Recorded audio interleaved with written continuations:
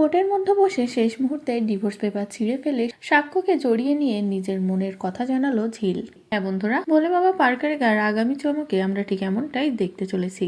সময়ের সাথে সাথে ঝিল সাক্ষ্যকে অনেক ভালোবেসে ফেলেছে, সেই কথাটা নিজের পরিবারকেও জানিয়েছে। কিন্তু পরিবারের একটাই কথা, গরিবের আবার ভালোবাসা কিসের? তাদের ভালোবাসার কোনো দাম নেই, আর কেউ কখনো তাদের ভালোবাসার দাম দিতে পারে না। এদিকে সাক্ষ্যও যে ঝিলকে ভালোবেসে ফেলেছে। সাক্ষ্য বারবার ঝিলকে বলেছে যে সে এই বিয়েটা থেকে বেরোতে চায় না, কিন্তু ঝিল যখনই জানিয়েছে তার ভালোবাসার কেউ আছে, তখনই সাক্ষ্য আর জোর করলো না। সাক্ষ্য বলল, তোমার ভালোর জন্য আমি সবটাই করব। তারপরেই সাক্ষ্য নিজে গেল ঝিলকে কোর্টে নিয়ে যাওয়ার জন্য, যে সেখানেই সবকিছু ঠিকঠাক করে সমাপ্ত করা হবে। এদিকে ঝিল তো ভীষণ কষ্ট পাচ্ছে, কি করবে ভেবে পাচ্ছে না। অন্যদিকে সাক্ষ্যও চলে আসে, সাক্ষ্যর হাত ধরে কোর্টে যায় ঝিল। সেখানে লয়ারের সামনেই দুজনের ডিভোর্সটা হয়। এরপরেই ঝিল কি করবে ভেবে পায় না। সই করার পরে তো ঝিল কান্নায় ভেঙে পড়ে। ঝিলের কান্না দেখে সাক্ষ্য বুঝতে পারে যে ঝিল কষ্ট পাচ্ছে। এরপরেই সাক্ষ্য বলে, ঝিল তুমি কি কোনোভাবে এই বিয়েটা থেকে বেরোতে চাচ্ছ না? আমিও যেটা চাই তুমিও কি সেটাই চাও? ঠিক সেই মুহূর্তে ঝিল সাক্ষ্যকে জড়িয়ে ধরে আর বলে, আমি তোমাকে ভালোবেসে ফেলেছি, আমি তোমাকে